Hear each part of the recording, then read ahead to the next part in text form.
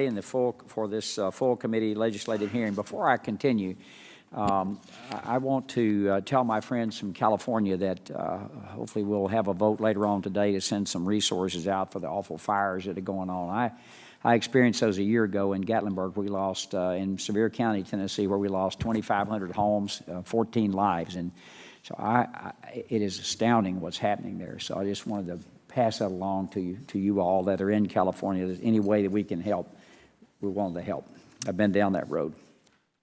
This morning we'll be focusing on two pieces of legislation: the Draft Asset and Infrastructure Review, or AIR Act of 2017, and H.R. 2773, a bill to authorize the sale of Pershing Hall in Paris, France. Since Representative Kaufman will be speaking shortly on H.R. 2773, which he sponsors, I will contain my comments to the draft bill that Ranking Member Walz and I have been working on together. Exactly 3 months ago today, we held a full committee hearing to examine concerns regarding the Department of Veterans Affairs Capital Asset Program and alignment, or misalignment, as the case may be, of the VA medical facilities and the veteran patient population. I came to that hearing familiar with the numerous challenges VA was facing with regard to managing an increasingly unmanageable real estate portfolio. In fact, I was so aware of those challenges that I had already decided that taking action to address them was going to be one of my top priorities as chairman. Yet that hearing was alarming even to me, as VA's own testimony noted that the majority of VA's facilities have outlived their useful life cycle. A couple of weeks ago, I traveled to Northport, New York to meet with staff at the Northport VA Medical Center. The Northport VA Medical Center is a 90-year-old facility on a sprawling medical campus that struggles with significant maintenance issues and cost despite dozens of mothballed buildings. The condition of that facility has gotten so bad that some veterans claim they can no longer seek care safely there, instead travel from Northport to New York City to visit the VA facilities there. After visiting Northport, I went to Canandaigua, New York, to visit the Canandaigua VA Medical Center and the Veterans Crisis Line, which is housed there. The Canandaigua VA Medical Center is an 84-year-old facility that sits on a 150-acre campus in the middle of a residential neighborhood. However, the majority of veteran patients in Canandaigua's catchment area seek care through the VA community-based outpatient clinic about 30 miles away in Rochester, New York. That clinic is nearly busting at the seams from high utilization, while the Canandaigua VA Medical Center largely sits empty. Both Northport and Canandaigua, I saw firsthand the consequences of outdated and oversized medical campuses that struggle to maintain current standards of care without significant backbending.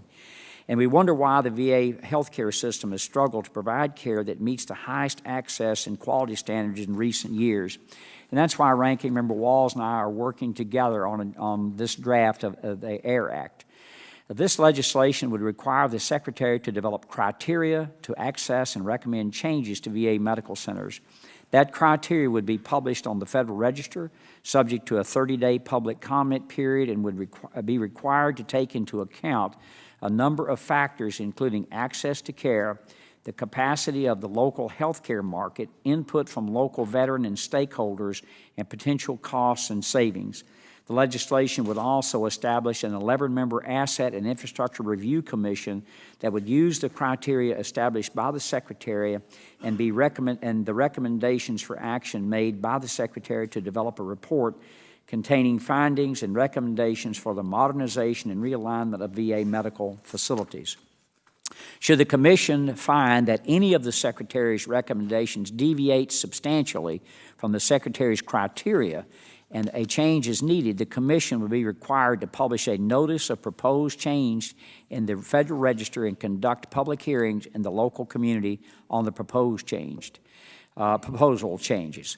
Once finalized, the Commission's report would be transmitted to the President and contingent upon his approval to the Congress. Should Congress disagree with the Commission's recommendations, we would have 45 days to issue a joint resolution of disapproval.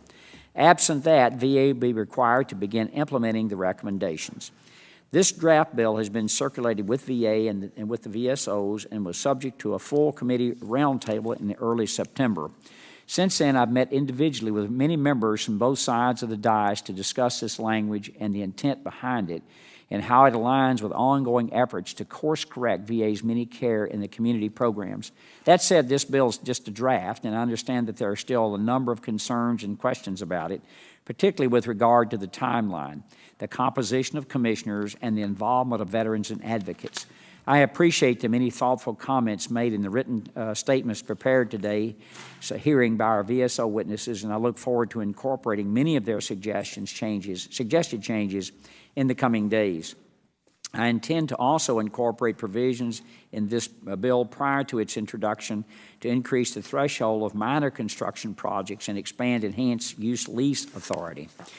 Both of those changes have been discussed by this committee before and have been requested by the administration and have the support of the VSOs. Yet even with those changes, it is an understatement to say that the deck is stacked against the AIR Act. This bill is bold, transformative, and controversial. Moving forward with it will require a significant amount of political courage, and let's face it, members are not known specifically for that. That said, veterans, VSOs, and VA employees and taxpayers alike deserve more from each of us, and to recognize how serious the problem before us is, and to fail to act now to institute a solution. As Ranking Member Walz wisely noted at our hearing in July, quotes, "We can no longer kick this can down the road," quotes, "because time is not on our side in this battle." And as Representative Rice said, if there's any committee in Washington, D.C. that has the political courage to do what is necessary, it is this one. The AIR Act is necessary. I will now yield to Ranking Member Walz for any opening statements that he might have. Well, thank you, Mr. Chairman. And